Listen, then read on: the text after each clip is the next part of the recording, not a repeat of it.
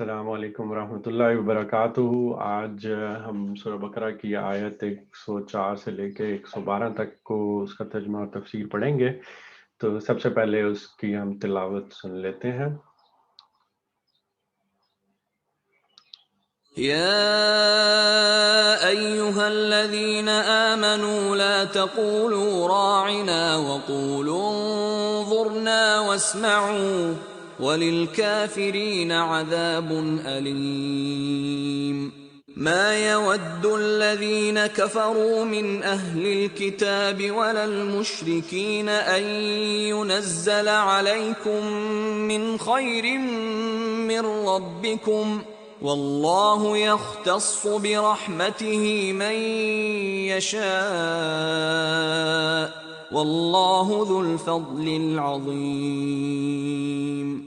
ما ننسخ من آية أو ننسها نأت بخير منها أو مثلها ألم تعلم أن الله على كل شيء قدير ألم تعلم أن الله له ملك السماوات والأرض وما لكم من دون الله من ولي ولا نصير أم تريدون أن تسألوا رسولكم كما سئل موسى من قبل ومن يتبدل الكفر بالإيمان فقد ضل سواء السبيل ود كثير من أهل الكتاب لو يردونكم من بعد إيمانكم كفارا حسدا من عند أنفسهم من بعد ما تبين لهم الحق فاعفوا واصفحوا حتى يأتي الله بأمره إن الله على كل شيء قدير وأقيموا الصلاة وآتوا الزكاة وما تقدموا لأنفسكم من خير تجدوه عند الله إن الله بما تعملون بصير وقالوا لن يدخل الجنة إلا من كان هودا أو نصارى تلك أمانيهم قل هاتوا برهانكم إن كنتم صادقين بلى من أسلم وجهه لله وهو محسن فله أجره عند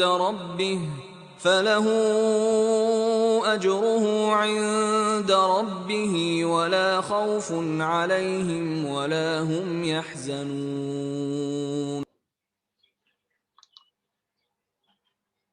یہاں سے ہم اب اس کی ٹرانسلیشن کو دیکھ لیتے ہیں، ترجمے کو۔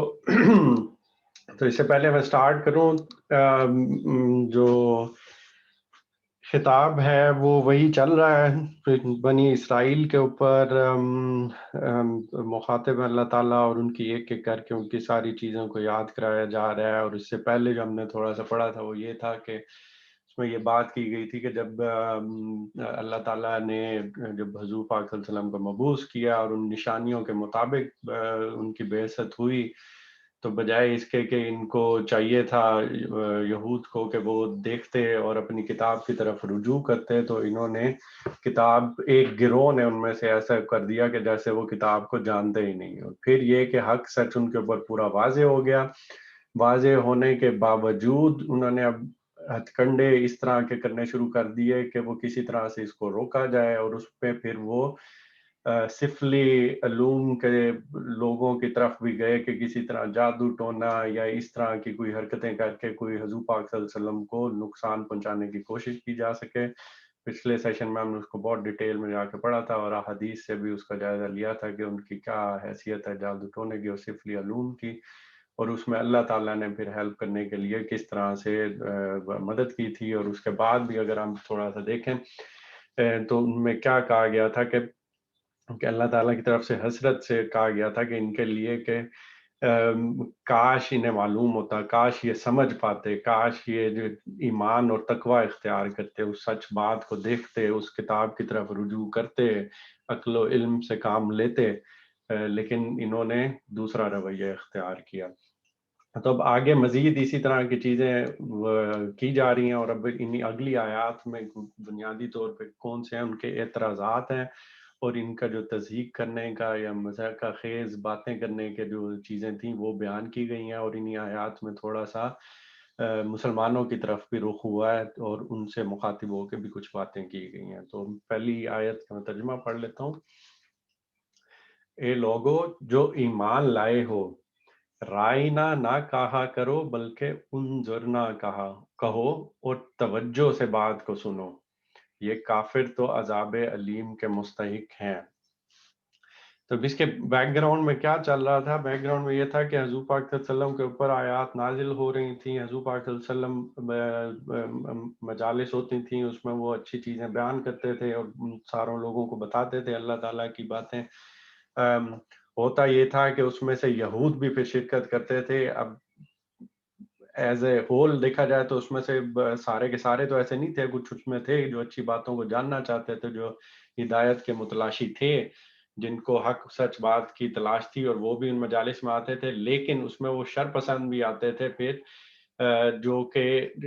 جنہوں نے نہ ماننے کا فیصلہ کیا ہوا تھا یا جو تصحیح کرنے کے لیے اس طرح سے آتے تھے. تو اس میں سے ایک لفظ تھا جو کہ مجلس میں یوز کیا جاتا ہے،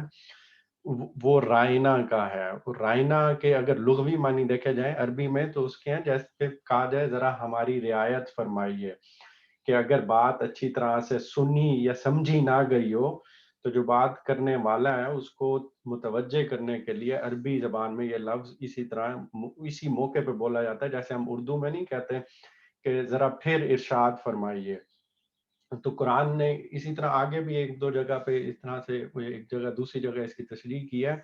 کہ جب یہود اس لفظ کو استعمال کرتے تھے تو وہ جب منہ سے اس طرح نکالتے تھے کہ اس کے معنی چینج ہو جاتے تھے، اور ہوتا کیا تھا کہ پھر اس کا مقصد خدا کے دین پہ اور اس کے پیغمبر حضور پاک صلی اللہ علیہ وسلم کے اوپر طنز کرنا ہوتا تھا. اور جیسے پھپتی کہتے ہیں چست کرنا ہوتا تھا کہ مطلب مذاقہ خیز حرکتیں یا اس طرح کی کرنے کے اگلے جو اچھی بات مجلس میں بیان کر رہا ہے اس کو کسی نہ کسی طرح سے اس کا مذاق اڑایا جائے. تو قرآن پاک کو اسپیشلی اب حضور پاک صلی اللہ علیہ وسلم خود ڈائریکٹ اس طرح کی چیزوں کو تو ظاہری سی بات ہے درگزر یا وہ کرتے تھے، لیکن قرآن پاک میں اللہ تعالیٰ کو پھر یہاں پہ آ کے اس چیز کے اوپر کرنا پڑا اور آ کے دخل دینا پڑا اور کہنا پڑا کہ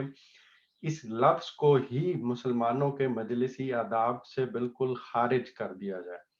اور اس کی جگہ پھر یہ دوسرے لفظ کا انتخاب کیا گیا جس میں کہا گیا کہ انظرنا کہو. تو اس کے لغوی معنی تو مہلت دینے اور انتظار کرنے کے ہیں، لیکن اس میں اس طرح کا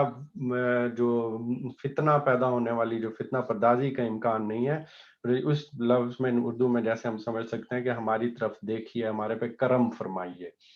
تو یہ چیز کو یہاں پہ کہا گیا، اور دوسری پھر توجہ بھی دلا دی. آگے کیا کہا گیا؟ اور توجہ سے بات سنو، یعنی کہ لفظ کو بھی کر دیا تاکہ وہ فتنے کا خاتمہ کر دیا جائے، اس لفظ کو ہی نکال دیا جائے، دوسرا لفظ تجویز کر دیا گیا جس میں ادب و آداب کا خیال رکھا جائے. اور پھر ایک نصیحت بھی کر دی کہ جب آپ مجلس میں بیٹھے ہوئے ہو، جب جایا کرو اور حضور پاک صلی اللہ علیہ وسلم کی باتیں سن رہے ہو تو جو ایمان والے ہیں، جو سننے والے ہیں، تو ان کو بھی نصیحت کر دی، ساتھ ان کو بھی کہ پھر توجہ سے بات سنا کرو تاکہ اس چیز کی نوبت ہی نہ آئے کہ یہاں پہ آپ کو دوبارہ کہنے کی ضرورت پیش آئے کہ ایک اللہ کا رسول ہے، وہ سامنے کھڑا ہوا ہے، مجلس ہے، اس میں بات بیان ہو رہی ہے، تو ساری کی ساری توجہ اصولاً اسی کی طرف ہی مبذول ہونی چاہیے، اور یہ نوبت ہی نہیں آنی چاہیے کہ دوبارہ سے اس طرح کی بات کی جائے. اور بعد پھر اس کو تنبیہ کرنے کے بعد پھر کافروں کے لیے تو کہہ دیا گیا ڈائریکٹ ہی کہ پھر یہ کافر تو عذاب علیم کے مستحق ہیں. ان کے لیے بھی کھل کے پھر یہ بات کر دی گئی کہ جو چیز یہ کر رہے ہیں، جن اللہ تعالیٰ نے ان کے دلوں کی بات کو یہاں کھول کے کر دیا کہ یہ اصل میں تو کافر ہیں اور یہ ان کی حرکتیں کرنے کا مقصد پیچھے یہ ہے، تو یہ عذاب علیم کے مستحق ہیں. پھر اگلی آیت ہے، یہ لوگ جنہوں نے دعوت حق کو قبول کرنے سے انکار کر دیا، خواہ اہل کتاب میں سے ہوں یا مشرک ہوں، ہرگز یہ پسند نہیں کرتے کہ تمہارے رب کی طرف سے تم پر کوئی بھلائی نازل ہو، مگر اللہ جس کو چاہتا ہے اپنی رحمت کے لیے چن لیتا ہے اور وہ بڑا فضل فرمانے والا ہے. تو اس میں بھی دو تین چیزیں ہیں کہ کوئی بھلائی نازل ہو، تمہارے رب کی طرف سے تم پر کوئی بھلائی نازل ہو، یہ اشارہ اس طرف جا رہا ہے کہ جب ان کو یہودیوں کو ایک بہت بڑا اعتراض یہ بھی تھا کہ چلو ہمارے میں سے اگر انہوں نے پیغمبروں کا حضور پاک صلی اللہ علیہ وسلم کا جو انتخاب تھا یا آخری رسول کا انتخاب ہونا تھا وہ ہمارے سے نہیں ہوا، اگر یہ طائف میں یا کسی اور مکہ کے کسی سردار گھرانے میں کر دیا جاتا ہے، کوئی کسی ایک دنیاوی جس کا کوئی نسب حسب ہوتا ہے اس میں سے کسی بندے کا کر دیا جاتا تو بھی بات سنی جا سکتی تھی. لیکن یہ کیا بات ہوئی کہ بالکل ہی ایک ایسے انسان کا وہ کر لیا گیا جس کا دنیاوی لحاظ سے ان کو رتبہ نہیں مل رہا تھا. اور یہ بہت گہری بات ہے کہ اس میں دیکھا جائے تو یہ کتنی بڑی بیچ میں ایک خلیج حائل ہو جاتی ہے جب ہم اپنے آپ کو ہم دنیا کے اندر اتنا داخل کر لیتے ہیں کہ اپنے آپ کو یا اپنا رتبہ اتنا بلند سمجھنے لگ جاتے ہیں کہ اگر کوئی بندہ آ کے صحیح بات کرے تو صرف اس کے رتبے کی وجہ سے ماننے سے انکاری ہو جاتے ہیں. تو یہی چیز یہودیوں کے ساتھ یہ ہو رہی تھی کہ بھئی یہ بنی اسماعیل میں سے اب رسول پاک صلی اللہ علیہ وسلم کی بعثت ہونا ہی تھی تو طائف یا مکے میں سے کسی بڑے آدمی کا انتخاب کیوں نہیں کیا گیا. اور پیچھے مسئلہ تو سارا وہی چل رہا تھا کہ یہاں پہ ایک لفظ استعمال کرنے کا یا یہ اس طرح کرنے کا تو کوئی تھا ہی نہیں. مسئلہ تو صرف یہ چل رہا ہے کہ یہ حسد میں چل رہے ہیں اور یہ کر رہے ہیں کہ بھئی یہ کیوں اس طرح سے ان کے اوپر نازل ہو گیا اور حضور پاک صلی اللہ علیہ وسلم کی بعثت ان پہ کیوں ہو گئی اور یہ عظیم نعمت جو تھی یہ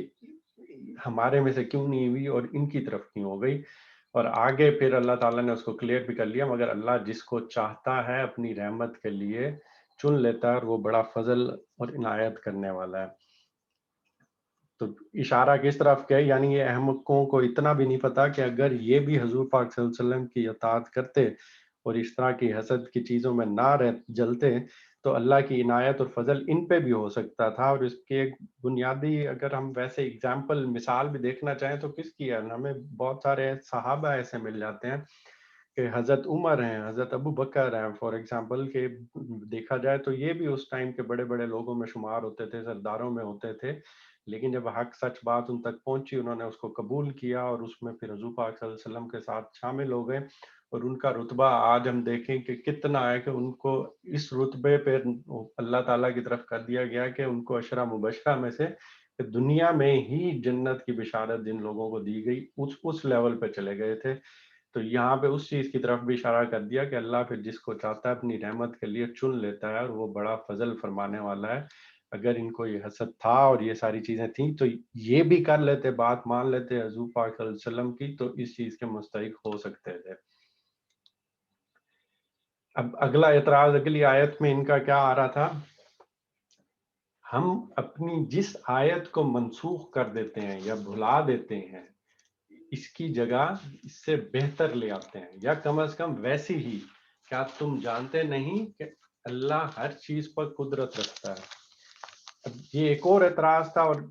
ظاہری سی بات ہے اعتراض پہ اعتراض اس لیے کی جا رہے ہیں کہ کیونکہ نہ ماننے کا فیصلہ کیا ہوا ہے. اصولاً اگر دیکھا جائے اگر کسی بات کو سمجھنا ہو یا وہ اس سے کوئی کلیریفیکیشن ہو کہ کوئی سچی بات کو جاننا ہو، سمجھ نہ آئی ہو تو سوال کرنا ایک بالکل ڈفرینٹ ہوتا ہے.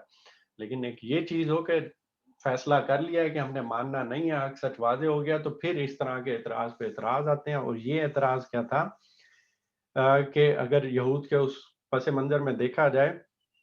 تو اس میں تورات جو ان کو کتاب نازل ہوئی تھی اللہ تعالیٰ کی طرف سے ہی تھی اور اس میں بھی اللہ تعالیٰ کی شریعت ہی بیان کی گئی تھی. تو اب جب قرآن نازل ہو رہا تھا تو اس میں کچھ چیزیں ایسی تھیں جو کہ اب تبدیل کی جا رہی تھیں، یا پچھلا حکم جو تھا اس کو کینسل کیا جا رہا تھا، یا کہا جا رہا تھا کہ اب سے یہ کرنا ہے. تو ان لوگوں کا اعتراض پھر یہ تھا کہ اگر وہ بھی اللہ کی طرف سے ہے تو یہ بھی اللہ کی طرف سے ہے، تو پھر یہ ان آیتوں کو منسوخ کیوں کیا جا رہا ہے؟ تو اب یہ اللہ تعالیٰ کی طرف سے کھل کے اس کا جواب دیا جا رہا ہے کہ ہم اپنی جس آیت کو منسوخ کر دیتے ہیں یا بھلا دیتے ہیں، تو اس کی جگہ اس سے بہتر لے آتے ہیں، یا کم از کم ویسی ہی. کیا تم جانتے نہیں ہو کہ اللہ ہر چیز پر قدرت رکھنے والا ہے؟ تو اس کو سمجھنے کے لیے بھی یہ ضروری ہے کہ اگر تورات میں کسی کو انٹرسٹ ہو یا دیکھنا یا پڑھنا چاہے، تو وہ بھی جا کے دیکھ سکتا ہے کہ جو بنیادی جو عقائد تھے ایمان کے، اخلاق کے اور عقائد میں، اس میں تو کسی قسم کی کوئی تبدیلی نہیں کی گئی. لیکن وہ جو قوانین اللہ تعالیٰ کی طرف سے دیے ہوئے تھے، وہ ضابطے دیے گئے تھے، جو تمدن اور حالات کے ساتھ ساتھ تبدیلی جو واقعہ ہو رہی تھی، تو اس میں جو گریجول چینجز آتی ہیں، اس کے بنیاد پہ جو تھوڑی بہت چینجز تھیں وہ اللہ تعالیٰ کی طرف سے دی جا رہی تھیں، اور اسی کی طرف یہاں اشارہ کیا گیا ہے. تو اس پہ پہلے ہم نے ایک سبت کا پڑھا تھا قانون، سبت کا جو جو جمعے کے دن کا قانون ہے. تو ان کے لیے یہ ہوتا تھا کہ وہ پورا کا دن جو سبت کا دن تھا، جن کو انہوں نے بعد میں چینج کر دیا تھا، ہفتے پہ چینج کر دیا تھا، لیکن بنیادی طور پہ وہ جمعے کا ہی تھا. تو یہود کے لیے حکم تھا کہ اس دن یہ کسی قسم کا کوئی کاروبار نہیں کر سکتے تھے، اور وہ صرف اور صرف اللہ کی عبادت کے لیے مخصوص دن ہوتا تھا. تو اس میں پھر مسلمانوں کے لیے چینجز کر دی گئی تھی، جس پہ اگر جمعے کی آیات کے بارے میں ہم نے پڑھا تھا، اور ہم نے سیشن بھی ایک پورا وہ حدیث کی نظر میں دیکھا تھا کہ جمعے کی کتنی اہمیت ہوتی ہے. تو مسلمانوں کے لیے یہ تھا کہ جب جمعے کا ٹائم ہو جائے، تو اس اسپیسیفک ٹائم میں پھر ہم نے ساری تجارت، لین دین، یہ وہ چیزیں ختم کر دینی ہے. جمعے کی نماز پہ جانا ہے، نہا دھو کے کپڑے صاف ستھرے پہن کے وہاں جا کے خطبہ سننا ہے، اور اجتماعی نوعیت کی ایک وہ ایکٹیویٹی کرنی ہے جس میں اپنے آپ کو بھی پاک صاف کرنا ہے، جسمانی صفائی بھی کرنی ہے، اور جا کے پھر اجتماعی نوعیت سے روحانی پاکیزگی کی یا معاشرے کو ٹھیک کرنے کی چیز بھی کرنی ہے. تو مسلمانوں کے لیے یہ چینج، یا قرآن میں یہ چینج لائی گئی تھی کہ سبت کے قانون میں اب اتنی تبدیلی کی جا رہی ہے کہ جمعے کے دن اس ٹائم کے اندر آپ نے کوئی عبادت نہیں کرنی، پورے دن کی جو چیز تھی وہ ختم کر دی گئی تھی. اب تو رات میں یہ مسئلہ تھا کہ انہوں نے اتنا فقہ کے پردوں میں اتنی چیزیں ڈال دی تھیں کہ صحیح بات تلاش کرنا مشکل ہو گیا تھا، بعض احکام کو ضائع کر دیا تھا. تو قرآن اب جب نازل ہو رہا تھا، تو قرآن کا تو بنیادی اب کام یہی تھا کہ اس نے اب ساری جو بدعات تھی ان کو ختم کرنا تھا، اللہ تعالیٰ نے جو صحیح بات کی تھی اس کو نمایاں کرنا تھا، اور اس میں بعض احکامات کو ختم بھی کر دیا گیا تھا، جس طرح سے میں نے ابھی جمعے کے یا سبت کے بارے میں قانون تھا اس کا کہا. تو ان کو اعتراض تھا کہ یہ اللہ کی کتاب تورات ہے اور اس میں تبدیلی کی جا رہی ہے، حالانکہ جو اس میں انہوں نے جو چینجز کی تھیں وہ اور کچھ قوانین میں تبدیلی کر کے بتایا جا رہا تھا. نماز کو انہوں نے ضائع اور فراموش کر دیا تھا، روزوں کو تقریباً ختم کر دیا تھا. اب یہ وہ چیزیں جو کہ بہرحال اللہ نے لوٹانا تھیں. تو یہاں پہ بھی بات وہی تھی کہ بات سمجھنا رویہ ہونا چاہیے، نہ کہ سچ سامنے ہونے کے باوجود اس پہ اعتراض کرنا. اور یہ کہنے کے بعد پھر اس چیز کو بھی کلیریفائی کر دیا کہ کیا تمہیں خبر نہیں ہے کہ زمین اور آسمان کی فرمان روائی اللہ ہی کے لیے ہے، اور اس کے سوا تمہاری خبر گیری کرنے اور تمہاری مدد کرنے والا نہیں ہے. پوری طرح سے کھول دیا کہ بھئی ایک طرف تو اگر مانتے ہو اللہ تعالیٰ کو، تو پھر یہ کس طرح سے کہہ سکتے ہو، کس طرح سے اعتراض کر سکتے ہو کہ اللہ تو پھر ہر چیز پر قدرت رکھتا ہے، اللہ تو پھر قانون دے گا، اللہ تو پھر یہ ساری چیزیں بتائے گا. اور پھر آگے کہ اللہ کے سوا تمہاری خبر گیری کرنے والا، تمہاری مدد کرنے والا نہیں ہے. اور یہ بہت بڑا میسج ہے ہم لوگوں کے لیے بھی کہ مشکلات آتی ہیں، سارا کچھ ہوتا ہے، تو ہمارا ایمان بھی اتنا ہی مضبوط ہونا چاہیے کہ یہاں پہ جس طرح سے ایک سوال کے انداز میں پوچھا گیا ہے کہ تمہیں پھر خبر نہیں ہے کہ جو دنیا اور یہ زمین اور آسمان کی جو بادشاہی ہے وہ اللہ ہی کے لیے ہے، اور اللہ کے سوا ہماری خبر گیری کرنے والا اور ہماری مدد کرنے والا نہیں ہے. اور پھر مسلمانوں کی طرف اب تھوڑا سا مخاطب ہو کے کہا جا رہا ہے اس آیت میں پھر کیا تم اپنے رسول صلی اللہ علیہ وسلم سے اس قسم کے سوالات اور مطالبہ کرنا چاہتے ہو جیسے اس سے پہلے موسیٰ علیہ السلام سے کیے جا چکے ہیں؟ حالانکہ جس شخص نے ایمان کی روش کو کفر کی روش سے بدل لیا وہ راہ راست سے بھٹک گیا۔ اب بالکل وہ بیک گراؤنڈ کو سامنے رکھیں جس میں کیا کہا جا رہا تھا کہ مجالس میں جاتے ہیں اور اس طرح کے یہود جن کے دل میں کھوٹ ہے وہ کیا کر رہے تھے، وہ اس طرح کی رائنا کا لفظ یا پپتی کسنا اور طنز کرنا حضور پاک صلی اللہ علیہ وسلم پہ کر رہے تھے، تو اس کے اثرات جو ہے مسلمانوں پہ بھی تھوڑے بہت آنا شروع ہو رہے تھے۔ تو یہاں پہ فوراً مخاطب کر کے ان کو کیا کہا جا رہا ہے کہ کیا اب تم بھی اس طرح سے اس قسم کے سوالات کرو گے اور مطالبے کرو گے جیسے اس سے پہلے موسیٰ علیہ السلام سے کیے جا چکے ہیں؟ یہاں پہ اس چیز کو مد نظر رکھیں کہ سوال کرنا بنیادی طور پہ کوئی بری بات نہیں ہے۔ اگر ہمیں کوئی چیز سمجھ نہیں آتی تو ہم سوال کر کے ہی ظاہر سی بات ہے اس سے پوچھیں گے، لیکن یہ جو اشارہ ہے ہم جو ریگولر پڑھ رہے ہیں تو اس میں دیکھا ہوگا کہ اس سے پہلے ایک قسامہ کا قانون بیان ہوا تھا جس میں گائے ذبح کرنے کا کہا گیا تھا اور کہا گیا تھا کہ بھئی اس کے خون سے پھر ہاتھ دھو کے پھر گواہی دو تاکہ تمہارا دل نرم ہوا ہو، اور پھر جب تم قسم اٹھاؤ گے تو جھوٹی قسم نہیں اٹھاؤ گے، جیسے کہ آج کل ہم کہتے ہیں قرآن پاک پہ ہاتھ رکھ کے قسم اٹھاؤ تاکہ دل میں اتنا ڈر خوف ہو کہ سچی بات کی جائے۔ پھر تو اس ٹائم جب یہ قانون اللہ تعالیٰ کی طرف سے دیا گیا تھا کہ چھوٹی سی بستی ہے اور اس میں اگر لوگ اس طرح سے کرتے ہیں تو پھر یہ، تو اس میں ان کے دلوں میں کھوٹ تھا، تو انہوں نے نا طرح طرح کے سوالات کرنے شروع کر دیے تھے حضرت موسیٰ سے کہ اچھا گائے کس طرح کی ہونی چاہیے، اس کا رنگ کیسا ہونا چاہیے، اچھا اس کی عمر کتنی ہونی چاہیے، اور سوالات اتنے کر کر کے ان کو زج کر دیا تھا کہ حضرت موسیٰ کہ دوبارہ اب جاؤ پوچھ کے آؤ، اللہ تعالیٰ سے دوبارہ جاؤ پوچھ کے آؤ۔ تو اللہ تعالیٰ نے پھر اس میں کہا بھی تھا کہ یہ اینڈ پہ اس حکم پہ عمل کرتے ہوئے نظر نہیں آتے تھے، ان کے دل کی بات کو بھی کھولا تھا۔ تو یہ بیسیکلی اس کھوٹ کی طرف اشارہ کیا جا رہا ہے جو کہ سوالات کر کر کے انہوں نے حضرت موسیٰ کو زج کیا تھا۔ اور بہت ہی پیارے انداز میں یہاں پہ دیکھیں کہ ایک تو نہ صرف مسلمانوں کی طرف رخ کر کے کہہ دیا گیا کہ بھئی یہ اس طرح کے سوالات کرنا چاہتے ہو، اور دوسرا وہ جو یہود آ کے اس طرح سے کر رہے تھے تو ان کو تو یہ ساری چیزیں پیچھے سے پتہ تھیں حضرت موسیٰ کی، تو ان کی طرف بھی اشارہ ایک چلا گیا کہ بھئی دیکھو کہ یہ لوگ جیسے حضرت موسیٰ سے سوالات کرتے تھے تو کیا تم بھی ان کی طرف سے اسی طرح سے کرنا چاہتے ہو۔ اور آخری بات یہاں پہ بہت امپورٹنٹ ہے اس آیت کی، حالانکہ جس شخص نے ایمان کی روش کو کفر کی روش سے بدل لیا وہ راہ راست سے بھٹک گیا۔ اب یہ وہ چیز ہے جس کا ہم جب سورہ فاتحہ میں پڑھتے ہیں اور ہم اینڈ پہ کہتے ہیں وہ ضالین،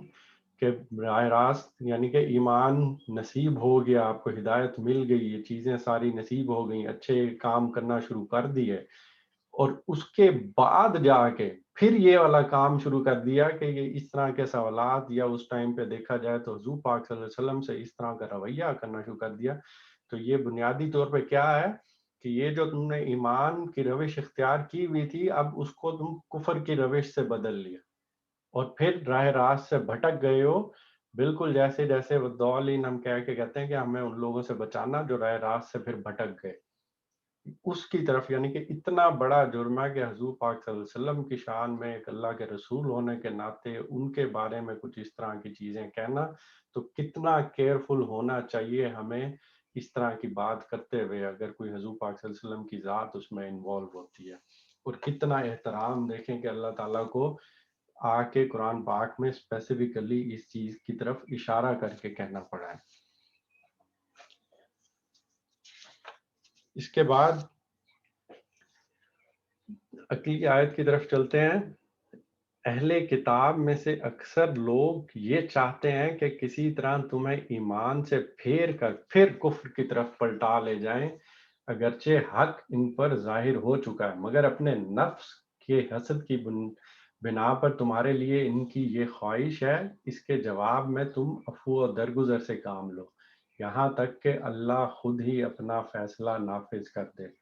اور مطمئن رہو کہ اللہ تعالیٰ ہر چیز پر قدرت رکھتا ہے۔ اب یہ پہلی چیز تو اسی طرح سے کہ مدینہ میں اس طرح کی صورتحال پیدا ہو گئی تھی کہ یہود کی طرف سے بھی مجالس منعقد کی جاتی تھیں، اور یہاں پہ پورے پورے اس طرح سے پلان بنائے جاتے تھے کہ اب جو لوگ ایمان لے آئے ہوئے ہیں ان لوگوں کو اب اس حسد کی بنیاد پہ، یعنی حق تو واضح ہو چکا ہوا ہے، لیکن یہ جو ایمان لے آئے ان کو دوبارہ پلٹا کے کفر پہ کیسے لے کے آیا جائے، تو یہ اس طرف اشارہ کر کے دوسری طرف کیا کہا گیا، تم عفو و درگزر سے کام لو. اور یہ وہ پوری اگر ہم سٹوری سمجھیں جو ریگولر آ رہے ہیں ان کو تھوڑا سا سمجھ آئے گی کہ عفو و درگزر سے کام لو یہاں تک کہ اللہ خود ہی اپنا فیصلہ نافذ کر دے. کہ وہ پورا ایک سسٹمیٹک ایک اللہ تعالیٰ کا طریقہ تھا کہ جن لوگوں کے اوپر، جن امتوں کے اوپر رسول کی بعثت ہوتی ہے تو وہ آ کے پورا حق سچ واضح کرتے ہیں، اتمام حجت کرتے ہیں، حق سچ پوری طرح واضح کرنے، اور اس کے بعد اس قوم کو ڈھیل دی جاتی ہے. ڈھیل دی جاتی ہے کہ ان میں سے اگر کوئی ابھی ایمان لانا چاہتا ہے، ہدایت پانا چاہتا ہے، تو اس تک یہ ساری باتیں پہنچ جائیں کہ اگر وہ سچی ہدایت پانے کا متلاشی تھا تو اس تک یہ ساری بات پہنچ گئی.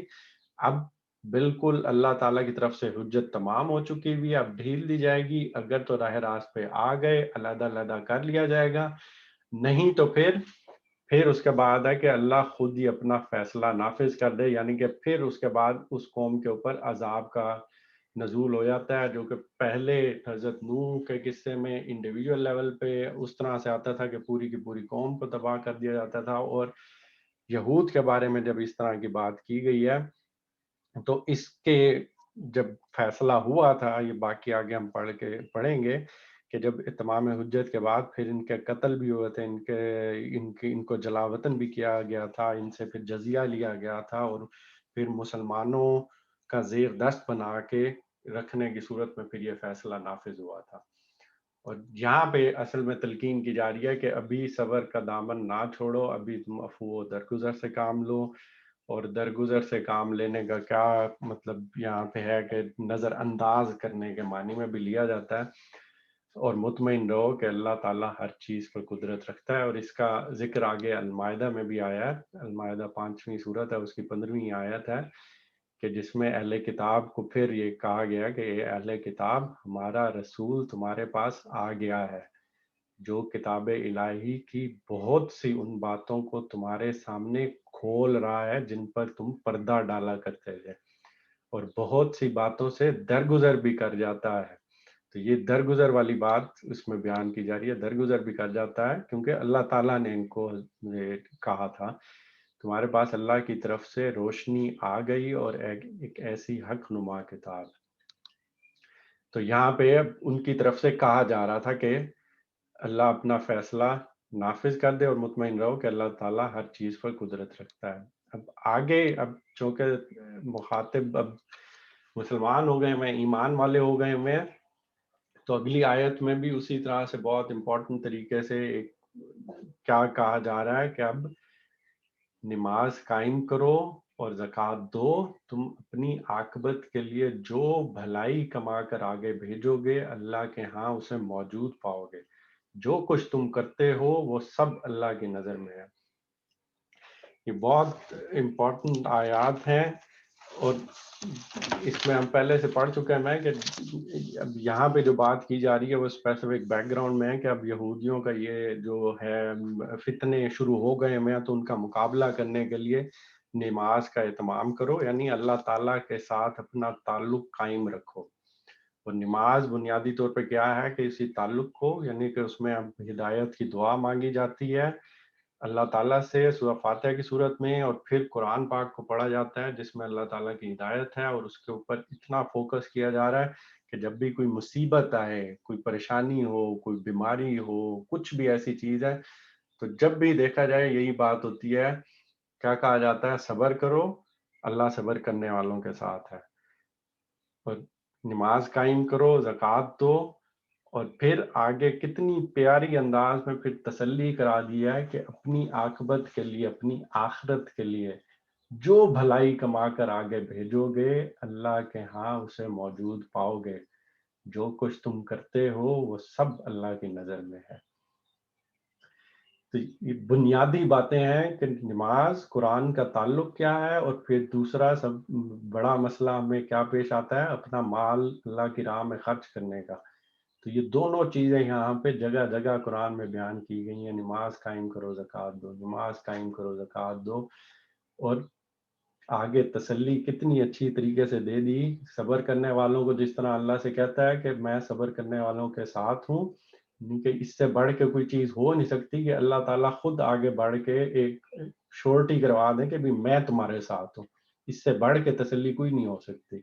اور یہاں پہ بھی کہا جا رہا ہے کہ اب تم جو جو نیکی کر رہے ہو، جو جو اچھے کام کر رہے ہو، جو ساری چیزیں یہ کر رہے ہو، تو یہ نہ سمجھنا کہ یہ بالکل ضائع جا رہی ہیں، یا کوئی دیکھ نہیں رہا، یا لوگ تم پہ زیادتی کر رہے ہیں، فتنہ کر رہے ہیں، تم اس پہ اپنا قابو پا رہے ہو، عفو و درگزر کر رہے ہو، تو یہ نہ سمجھنا کہ یہ ختم ہو گیا۔ جو بھی بھلائی کما کر آگے بھیجو گے، اللہ کے پاس اسے موجود پاؤ گے، اور یہ کتنی بڑی نعمت ہوگی کہ یہ دنیا تو ہماری ختم ہونی ہی ہے، ہم نے جانا تو ہے، بہت سے لوگ ہمارے آس پاس میں جا چکے ہیں، ہم نے بھی چلے جانا ہے، یہ بس کچھ ٹائم کی ہی ہے جس میں ہمیں پتہ نہیں چلتا۔ اور اگر ہم یہ نیک کام کرتے رہے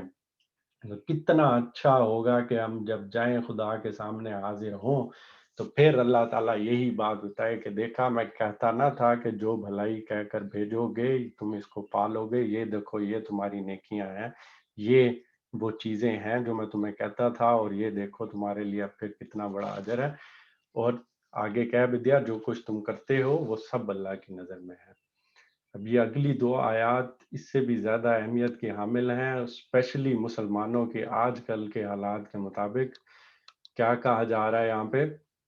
ان کا کہنا ہے کہ کوئی شخص جنت میں نہ جائے گا جب تک کہ وہ یہودی نہ ہو، یا عیسائیوں کے خیال کے مطابق عیسائی نہ ہو۔ یہ ان کی تمنائیں ہیں، ان سے پوچھو، اپنی دلیل پیش کرو اگر تم اپنے دعوے میں سچے ہو۔ اس کو سمجھیں بالکل اسی طرح سے کہ ہم آگے ہم پڑھیں گے بھی صحیح کہ اللہ کے نزدیک دین جو ہے اسلام ہی ہے پہلے دن سے، حضرت آدم کی تخلیق سے لے کے اینڈ تک اللہ کے نزدیک جو الہامی کتابوں اور پیغمبروں کے تھرو آ رہا ہے وہ دین اسلام ہی ہے۔ اور یہ جو بیچ میں بن جاتے ہیں یہ فرقے ہیں بنیادی طور پہ، جن کو ہم عیسائی یا یہودی بھی کہتے ہیں، یہ اسی اسلام کے فرقے ہیں کہ ایک یہودی وہ یہودا کے لقب سے جو حضرت یعقوب کے اولاد میں سے تھا اس کے نام سے ایک فرقے کو یہودی کا لقب دے دیا گیا یا اس نام سے پہچانے لگ گئے، اور پھر عیسائی وہ جو حضرت عیسیٰ کے پیرو ہوئے تو وہ عیسائی کہلانے لگ گئے، لیکن دین ان کا اسلام ہی تھا۔ اور یہ دیکھیں کتنی بڑی بات کہی جا رہی ہے یہاں پہ کہ آج کل بھی جیسے مسلمانوں کے اندر جتنے بھی فرقے بن گئے ہوئے ہیں، اور وہ پھر یہ اس طرح کا کلیم کرتے ہیں کہ ہمارے فرقے میں آؤ گے تو جنت میں جاؤ گے، بالکل اسی طرح سے یہاں پہ اس ٹائم پہ یہودی کہتے تھے یا عیسائی اس کے خیال میں کہتے تھے کہ جب تک تم یہودی اور عیسائی نہ ہوگے تو تم جنت میں جا ہی نہیں سکتے، بالکل ایسے جس طرح آج کل مسلمانوں کو کہہ دیتے ہیں کہ اس فرقے میں آؤ گے تو جنت میں جاؤ گے ورنہ تو پھر جنت تمہارے لیے نہیں۔ اور یہی چیز یہاں پہ پھر کلیئر کی جا رہی ہے کہ یہ ان کی تمنائیں ہیں، ان سے کہو اپنی دلیل پیش کرو اگر تم اپنے دعوے میں سچے ہو۔ یعنی کہ اب کہا کیا جا رہا ہے، کیا یہ بات تورات یا انجیل میں لکھی گئی ہے؟ کیا یہ اللہ تعالیٰ نے کہی ہے، یا یہ کس بنیاد پہ یہ بات کی جا رہی ہے؟ تو اس کی دلیل پیش کرو اگر تم اس دعوے میں سچے ہو۔ اور ہماری طرف بھی یہ نہیں بتایا جاتا کہ اللہ تعالیٰ پہ ایمان لانا ہے، حضور پاک صلی اللہ علیہ وسلم پہ ایمان لانا ہے، اس کے پیغمبروں پہ ایمان لانا ہے، نیک اعمال کرنے ہیں،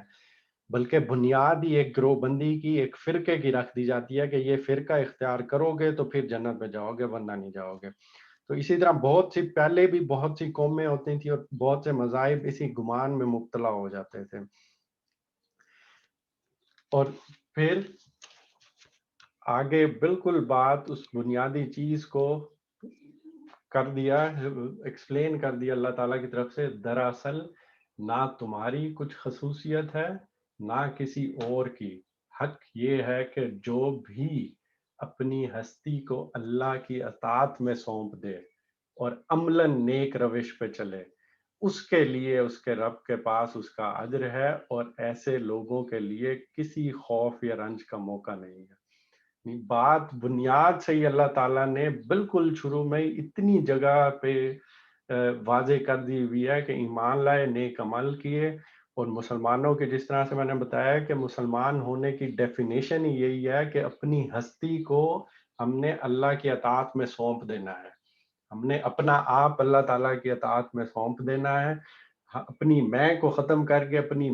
خواہشات کو ختم کر کے ہم نے اس طرح سے زندگی گزارنی ہے جس طرح سے اللہ نے ہمیں کہا ہے، اور یہ جنت کے بدلے میں ہم نے اللہ تعالیٰ سے یہ چیز لے لی ہوئی ہے۔ یہ معاہدہ وہی ہے، جب ہم مسلمان ہوتے ہیں یا مسلمان ہونے کا دعویٰ کرتے ہیں تو بنیادی طور پہ ہم اپنے آپ کو اللہ کے حوالے کر رہے ہیں، اپنے مال کو اللہ کے حوالے کر رہے ہیں، اور پھر پوچھتے ہیں کہ بھئی اب اللہ کی مرضی کیا ہے، اس کے مطابق ہم نے زندگی گزارنی ہے۔ اور یہاں پہ بھی اللہ تعالیٰ کی طرف سے قرآن میں بالکل واضح کر کے کسی قسم کا کوئی شک یا کسی قسم کی کسی گروہ کی کسی قسم کی ایسے کسی تعلق کی بات نہیں کی گئی۔ کیا بات کی جا رہی ہے؟ حق یہ ہے کہ جو بھی اب اپنی ہستی کو اللہ کی اطاعت میں سونپ دے گا، دنیاوی معاملات لے لیں، دینوی معاملات لے لیں، جو بھی چیز سامنے لے لیں، جو اللہ تعالیٰ کی طرف سے کہا جائے گا، ہماری ہستی اس کے سامنے سر جھکا دے اور عملاً نیک روش پہ چلے۔ یہ وہ چیز تھی جو ہم نے حدیث میں پڑھی ہے کہ جب محسنین کا ذکر کیا گیا یا محسنین کے الفاظ استعمال کیے گئے ہیں تو وہ کیا ہے کہ عبادات اور نیک عمل پھر ایسے کیے جائیں جیسے یا تو ہم اللہ کو دیکھ رہے ہوں یا اللہ ہمیں دیکھ رہا ہو، اور یہ پھر وہ ایمان کا لیول آ جاتا ہے جس پہ ہم پہلے بات کر چکے ہیں کہ ایمان ایک تو کم یا زیادہ بھی ہوتا رہتا ہے انسانوں کا، تو اس پہ ایک مسلسل محنت کرنے کی ضرورت ہوتی ہے، اور یہ ایمان کا لیول ہونا چاہیے کہ جب ہم کوئی کام کر رہے ہوں، اکیلے میں بھی ہوں، کسی اور کے ساتھ بھی بات کر رہے ہوں، معاملات کر رہے ہوں، ہمارے بیک گراؤنڈ میں، ہمارے ذہن میں کیا ہونا چاہیے کہ اللہ کی ہستی ہے جو کہ ہمیں دیکھ رہی ہے، اور ہم اپنی ہستی کو اللہ کی اطاعت میں سونپ چکے ہیں اور ہم نے نیک اعمال کرنے ہیں، اور پھر صرف اس کے لیے ہے، پھر اس کے رب کے پاس اس کا اجر، اور ایسے لوگوں کے لیے کسی خوف یا رنج کا کوئی موقع نہیں۔ بات ختم کر دی یہاں پہ کہ یہاں پہلے پڑھ چکے ہیں میں، خوف یا رنج کا موقع نہیں، یہ تعبیر جنت کے لیے اختیار کی جاتی ہے کہ اس میں خوف کا جو لفظ ہے وہ مستقبل کا ہوتا ہے، جو انسان کو ہر وقت لاک رہتا ہے کہ مستقبل میں کیا ہوگا، یہ چیز کیا ہوگی، جس کی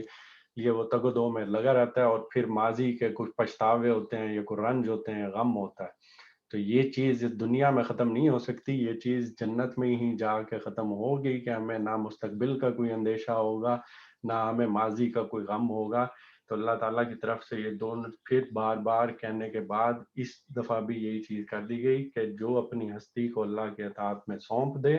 اور عملاً نیک روش پہ چلے، اس کے لیے اس کے رب کے پاس اس کا اجر ہے،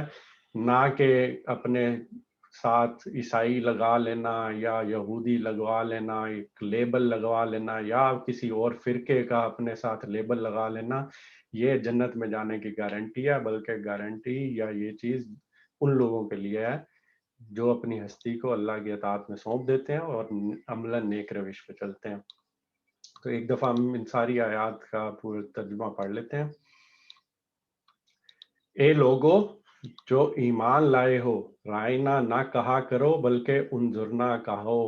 اور توجہ سے بات کو سنو، یہ کافر تو عذاب علیم کے مستحق ہیں۔